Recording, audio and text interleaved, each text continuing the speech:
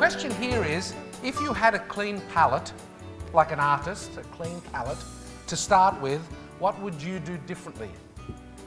Now, I'm sure because some of you are operators and some are consultants and some are vendors, we should have 4 distinctly different viewpoints here. Or maybe 3.5 distinctly different viewpoints. Handset manufacturers, people like Apple, have been hugely disruptive in determining how operators roll out their networks. I mean, if it was up to us, we wouldn't be doing LTE. We were quite happy with 2G and 3G without that capex and the backhaul that we needed to invest in. We see the biggest trend that driving the industry or the ecosystem is the customer demand. The people that want this change is us. It's every one of us, because we want more. Last week I wrote a story about 5G, and I'm almost embarrassed that I wrote the story. Who cares about 5G? I can't even cope with 4G. I can't count much more than 4 or 5. So if we get to 6G, I'm finished. M1 came, iPhone 5, do you want it? Do you want it? Yeah? Give up your 12 gigabyte cap for 2 gigabytes. This is it. So I think, fundamentally speaking, if we were to understand the insights of how the world is evolving and making sure that we invest wisely to capture the global trend. I have a forecast in our 5 years planning report, is that the operator in this region will slowly evolve into 2 categories.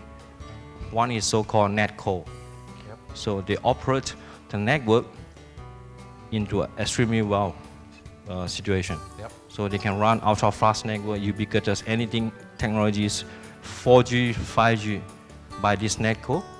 And then there will be another category that call it as ServCo. So they purely focus on the marketing and sales. So the ID-based architecture, as we call it, identity-based architecture, is a fundamental mega trend of the internet. So if we have an opportunity to start from a clean slate, which we had, then we say, forget about SIM cards. Who cares about SIM cards? Yep. With all due respect. Especially ladies, when's the last time you break your fingernail changing SIM cards? Oftentimes, right? So we don't want that. We don't want that. I broke mine yesterday. Exactly. So even guys, right, we are victimized by those things.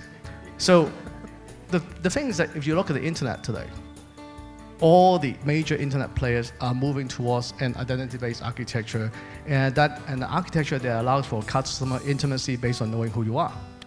The new entrants haven't really made much inroads into the big 3 so far. I'm sure U-Mobile's doing well, maybe 5% market share. Maybe we should have separated you two. I'm getting worried now. See, I think that the challenge is that people still look at the world from the lens of a voice-oriented business. Yes. And that business is getting foggier by the day. Okay, ladies and gentlemen, I'd like to thank our panelists. Thank you very much.